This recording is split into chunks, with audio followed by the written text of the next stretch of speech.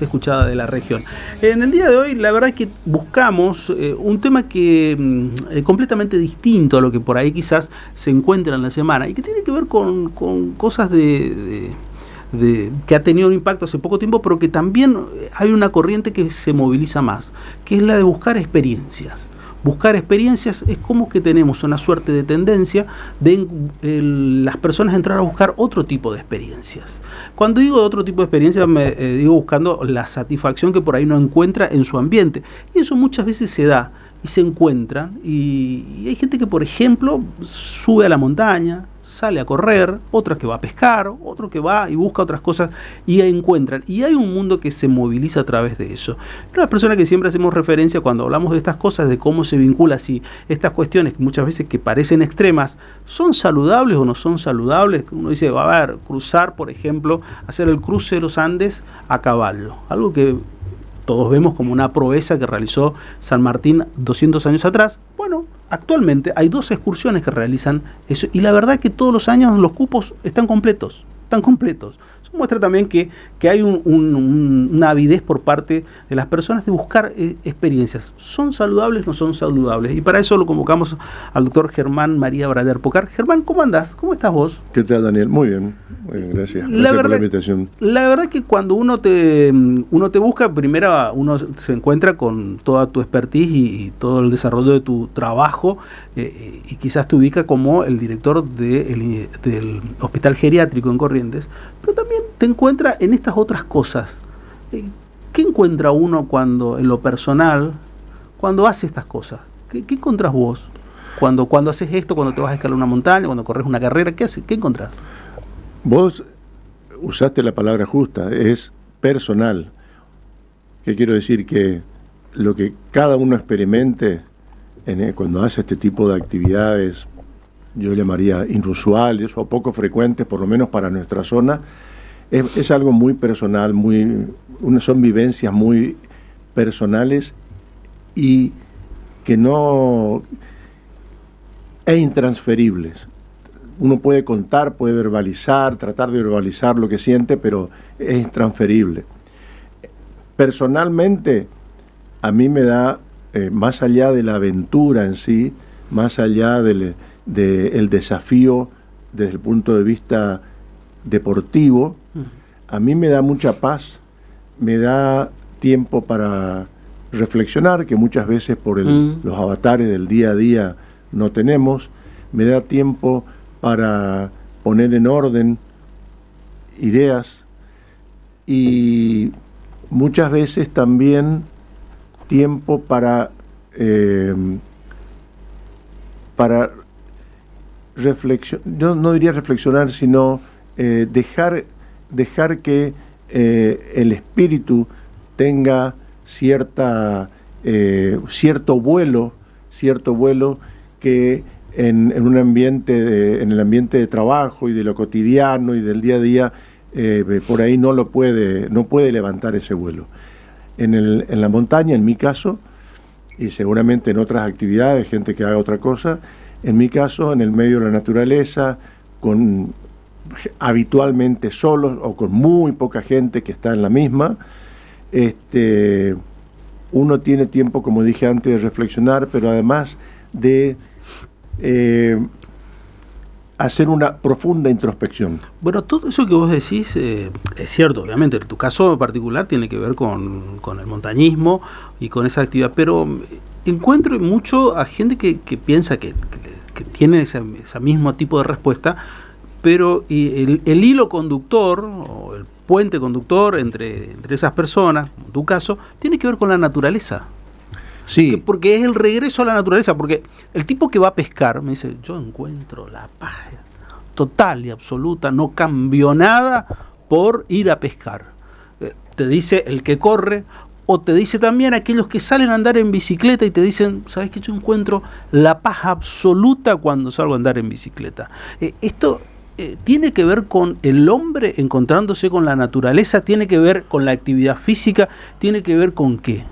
Yo creo que tiene que ver el ser humano que vuelve a la naturaleza. Yo estoy convencido que ese contacto para algunos debe ser más intensos que para otros o más frecuentemente que para otros, pero siempre necesario. Inclusive las personas más citadinas, las personas más más de café, más de vida social en una ciudad, inclusive ellos de vez en cuando necesitan, y de hecho lo hacen, salir, aunque sea un fin de semana, a tener contacto con la naturaleza, a pasar un día entero en el campo. Yo creo que es algo ancestral, hasta te diría inevitable en el ser humano, volver en algún momento y por algún periodo más o menos corto o más o menos largo de tiempo, volver al contacto con la naturaleza. En mi caso particular, a mí me encanta eso. De hecho, vivo en las afueras de la ciudad, en contacto en un lugar con muchos árboles, al borde de una laguna, en fin. Y así todo, busco estas salidas a la montaña porque me da todo lo que mencioné anteriormente. Sobre todo, me permite, como te dije antes, hacer una profunda introspección y haces un raconto de tu vida y un análisis de lo que estás pasando en ese momento de tu vida. Bueno, pero todo esto es saludable. No tengo la menor duda. Ahora, si te referís a si es saludable desde el punto de vista físico, obviamente que uno no puede largarse a hacer una actividad física que requiera una alta demanda física justamente sin una previa preparación. Yo no le puedo decir a una persona de 60 y pico, 70 años que vaya a hacer un trekking a la montaña llegando a los 4.000 metros, que son actividades muy frecuentes y que están muy, muy en boga en el país en este momento, pero si esa persona llevó una vida sedentaria o es un gran fumador o nunca en su vida hizo deportes, esa persona va a tener que tener una preparación previa, pero por supuesto. Pero así todo te diría que ese tipo, ahora ya estoy hablando solamente de lo que es montañismo, particularmente lo que es senderismo. Porque yo te diría que la actividad de montaña se divide básicamente en dos tipos de actividades. Lo que es la escalada, nosotros llamamos expediciones, que es una cosa totalmente distinta al senderismo. El senderismo es más amigable, el senderismo está más al alcance de todo el mundo, con cierta preparación obviamente, pero no tiene la exigencia física de la demanda de tiempo, de esfuerzo, que tiene el montañismo. El montañismo, creo que tampoco hay límite de edad. Hace poco hubo un caso muy resonante de un español muy conocido en el montañismo, en el mundo del montañismo, pero obviamente personas que toda la vida han hecho deporte, que se han cuidado, sobre todo desde el punto de vista de la ingesta de alcohol, de no fumar, y que han sido deportistas. No hace falta que hayan sido deportistas de élite, ni mucho menos, pero sí que conserven un estado físico aceptable para esa actividad. Y en el caso del senderismo, ahora se usa mucho la palabra trekking, pero lo correcto en español es el senderismo, también con mucho menos exigencia, y es una actividad que te permite recorrer lugares donde, como siempre digo, no sirve la rueda. Es decir, hay que hacerlo caminando con una ambulancia al lado. ¿Cuál es la ambulancia? Una mula o un caballo al que uno pueda subir si tiene algún inconveniente o no puede seguir, por cualquier motivo no puede seguir caminando. Pero el senderismo se caracteriza justamente por recorrer lugares inaccesibles con cualquier tipo de vehículo a motor o que requiera ruedas, obviamente la naturaleza más salvaje y lugares soñados. Te diría que en la Argentina, en toda la zona cordillerana, desde el noroeste hasta la Patagonia, hay infinidad de lugares para recorrer haciendo senderismo, uno más lindo que el otro. Actividades que se puede hacer en un día, ir y volver. Uno está en su hotel, confortable, sale, camina todo el día y vuelve a su hotel confortable a pegarse una ducha, a comer bien. O hay actividades que llevan varios días, a veces acampando, a veces durmiendo en refugios, en fin, pero también eso requiere de cierta predisposición mental. ¿Por qué? Porque una cosa es, como dije hace un minuto, salir de un confortable hotel, hacer la caminata y volver al confortable hotel y a comer comida caliente, en fin. Y otra cosa es hacer un senderismo o una caminata de 4 o 5 días donde uno va durmiendo en carpa o en un refugio precario, no tiene la ducha cotidiana, se come lo que se cocina ahí o lo que le cocina la gente del lugar. Y bueno, en ese caso uno tiene que olvidarse del confort, pero tiene, aparte de la magia de recorrer esos lugares maravillosos, también le da la oportunidad de alternar con la gente del lugar, muchas veces gentes originarias, otras, a lo mejor no personas originarias, pero sí del lugar, y en un intercambio sumamente interesante, por lo menos para mí, sumamente interesante, de experiencias, de modos de vida, y gente que literalmente vive en la naturaleza. Entonces, ¿nada de tecnología? Mira, tecnología te diría muy acotada. Generalmente son lugares donde no hay señal para el celular, lo cual hace que mucha gente se abstenga de ir porque no pueden prescindir del celular, lo cual para mí es una pavada, pero bueno, cada uno sabe. Y después lo que se usa cada vez más son los relojes inteligentes, donde uno marcó previamente el recorrido y eso da cierta seguridad para no perderse. Aunque es muy raro que uno haga esto solo, generalmente va con un grupo y con un guía que ya conoce el lugar. Bueno, pero la otra vez, cuando fue muy famoso esto que ocurrió allí en el Lanín con Christian Petersen, ¿cómo lo tomás? ¿Cómo lo viste? Mirá, yo no conozco detalles.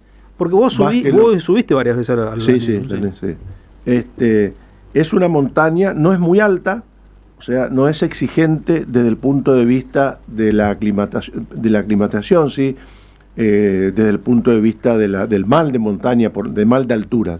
Pero sí es muy exigente físicamente, demanda mucho físicamente, porque hay que hacer un gran desnivel en un corto recorrido. ¿Qué quiere decir esto? Que es la pendiente que hay que subir es muy pronunciada. Y por otra parte, hay que hacerlo bastante rápido, porque por una cuestión de la cantidad de gente que va, el Parques Nacionales te da 1 día y medio para subirlo. O sea, el primer día llegás hasta lo que se llama el campamento base, el segundo día tenés que ir hasta la cumbre, y de la cumbre bajar ya y salir del parque. O sea, tenés 1 día y medio, con toda la furia, 2 días. Y es una montaña, repito, muy pronunciado el desnivel, entonces es muy exigente físicamente. Y en el caso, puntualmente, en este caso que acabas de mencionar, yo creo que él habrá subestimado a esa montaña. Creo que es una persona que no tiene experiencia de montaña.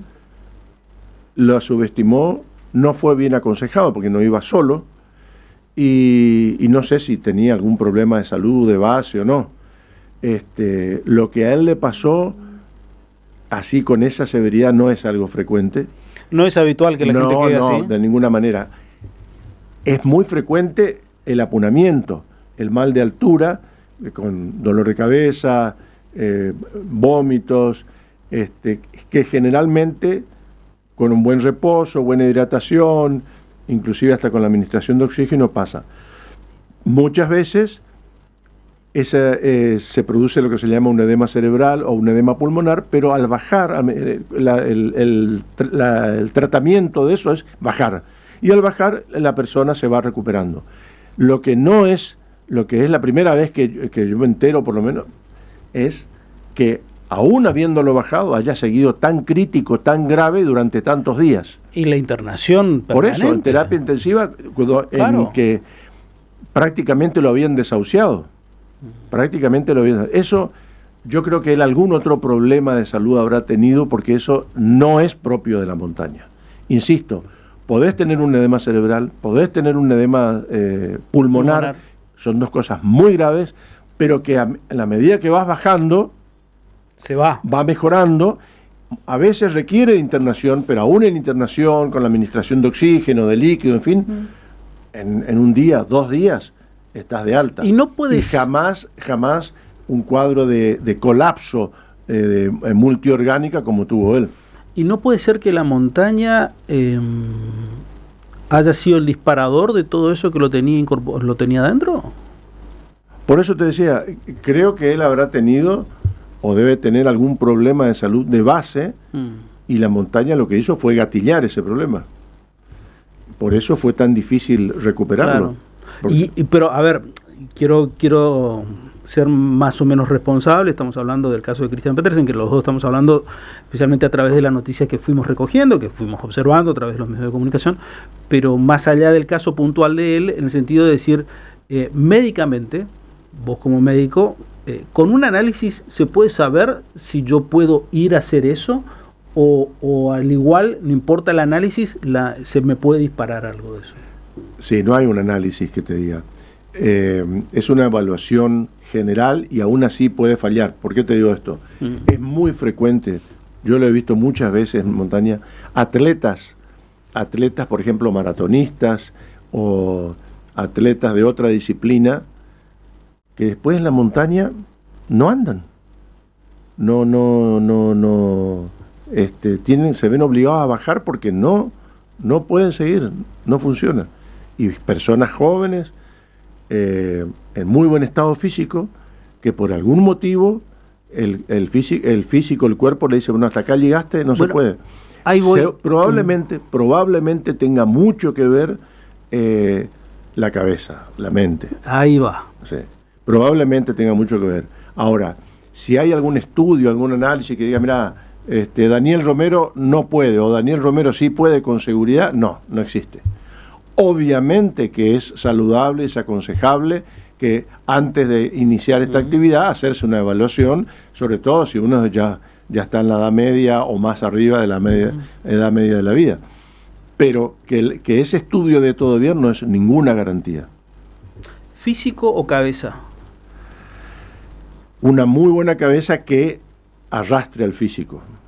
Las dos cosas.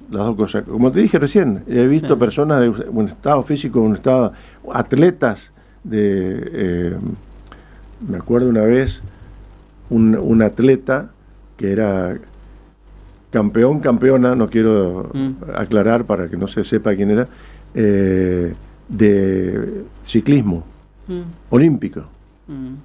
Y fue a escalar el Aconcagua y no pudo. A mitad del camino se dio vuelta. Yo creo que en ese caso fue la cabeza. Pero aún así llama la atención, porque uno no es un atleta olímpico si no tiene muy bien trabajada la cabeza. No, obviamente. Así que no sabría decirte exactamente la causa, pero no es el único caso que conozco. Hay muchos casos de sobreexigencia, obviamente, que tienen que ver con todo esto, pero ¿cómo se maneja si vos hablabas bien, una persona que es un deportista olímpico y no llega? ¿Cómo se maneja lo que se puede denominar fracaso? ¿Vos te referías que no pueda llegar a la cumbre, por ejemplo? Claro. Yo me pongo la piel en ese deportista y decir, ¿sabes qué? Yo competí en un juego olímpico. O sea que estoy a la elite mundial y no puedo subir en la Aconcagua. Yo creo que le debe generar una gran frustración. En el caso de los montañistas en particular, el montañista, y me pasó a mí, al principio no poder llegar a una cumbre me generaba una gran frustración. Ahora no, desde hace varios años ya no, porque he aprendido a disfrutar la montaña más allá de que pueda ser cumbre o no. Entonces, yo ahora planifico salir, de hecho ahora el fin de semana largo me voy a la montaña pero me voy a disfrutar de la montaña, a disfrutar de la naturaleza, a disfrutar de la soledad de la naturaleza, la soledad de la montaña y todas las incomodidades que acarrea eso.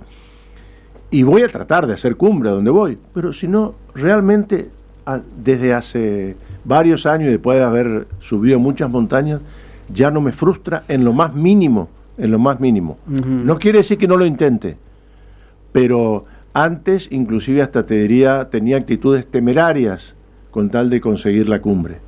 Ahora ya no.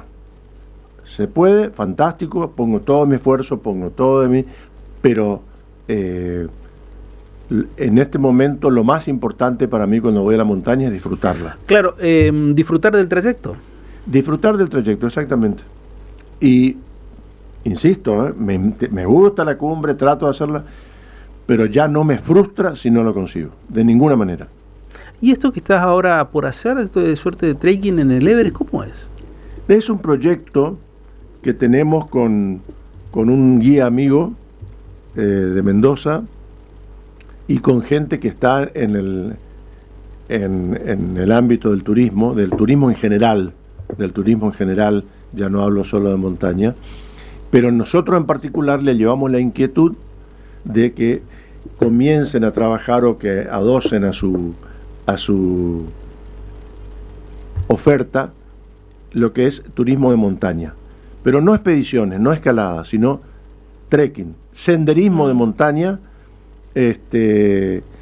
y queremos empezar esto con una actividad de senderismo muy, muy atractiva, bellísima, que es una caminata hasta la base, hasta el campamento base del Everest, en Nepal, obviamente. Esta es una actividad que desde hace muchos años hacen los europeos y los americanos, desde hace mucho menos tiempo, pero se está haciendo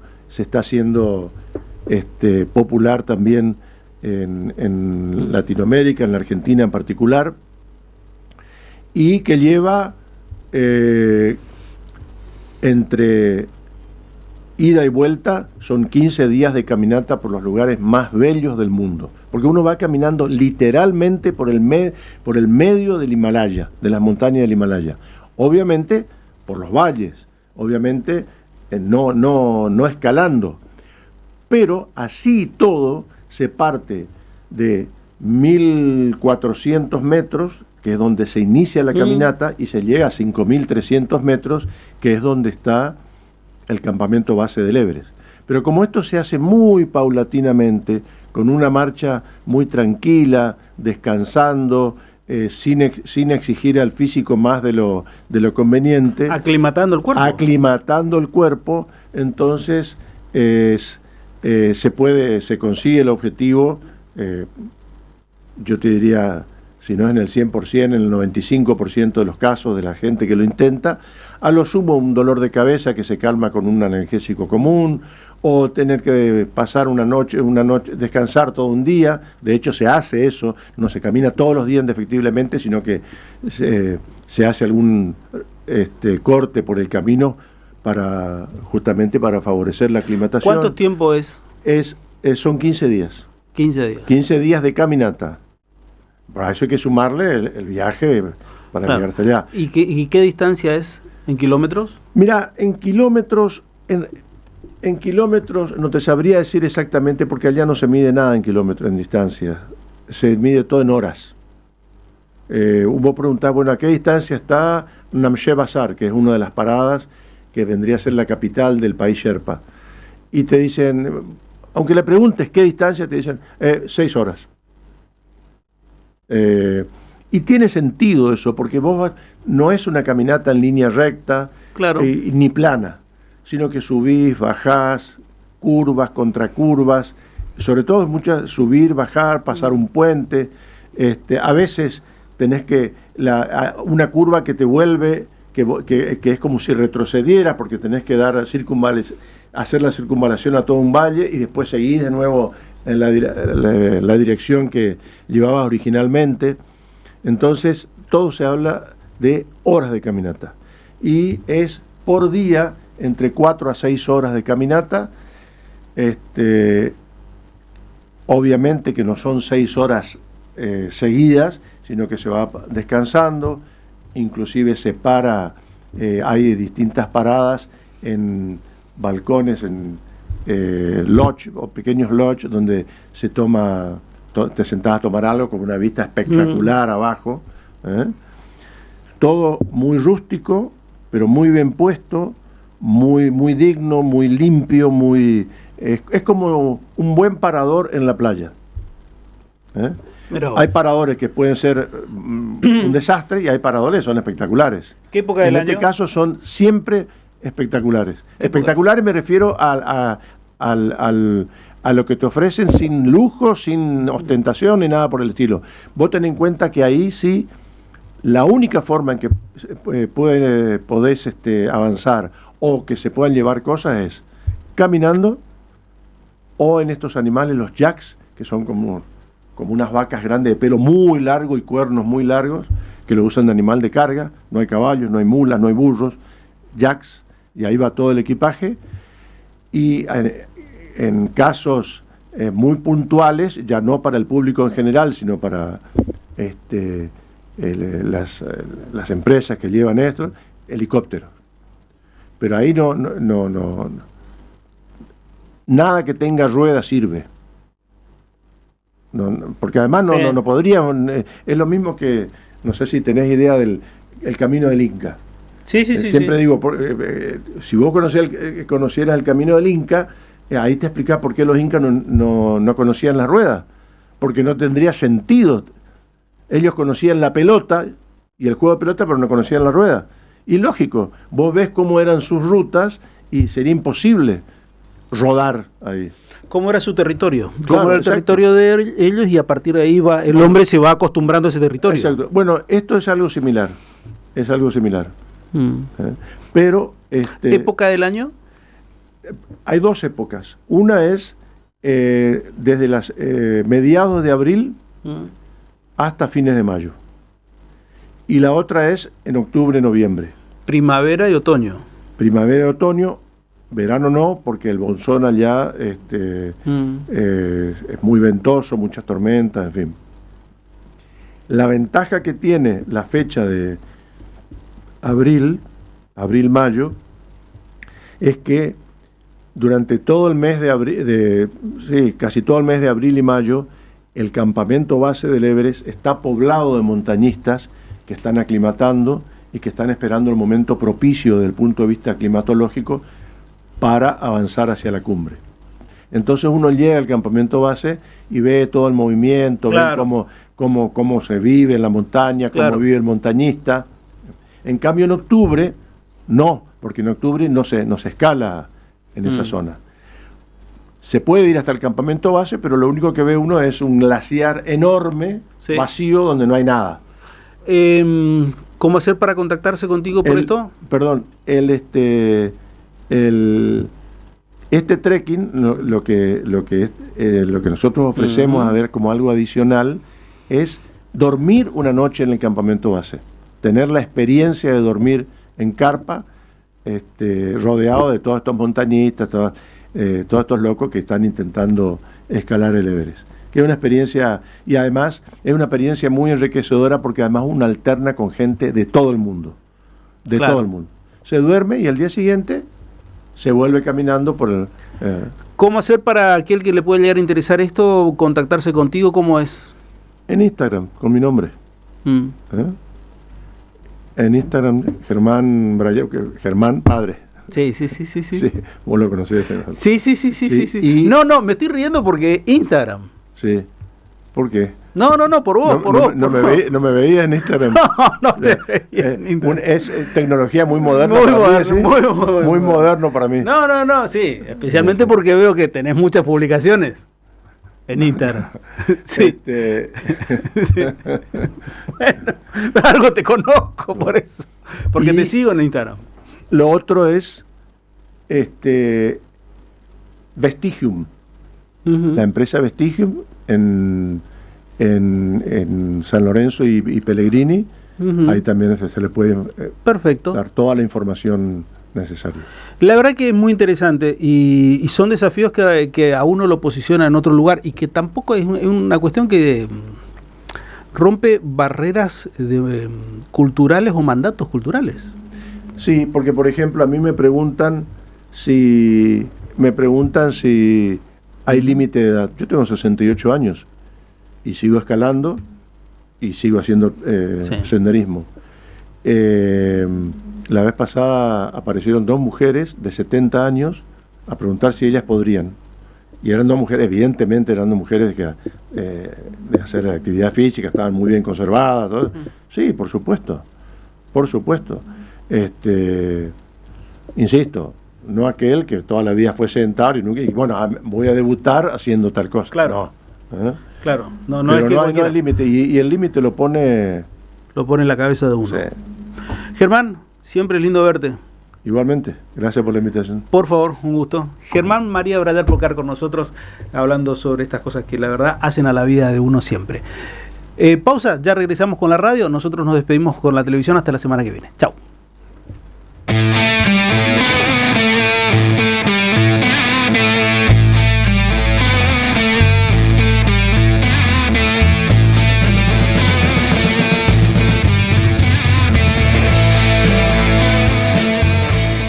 Óptica Cazadores.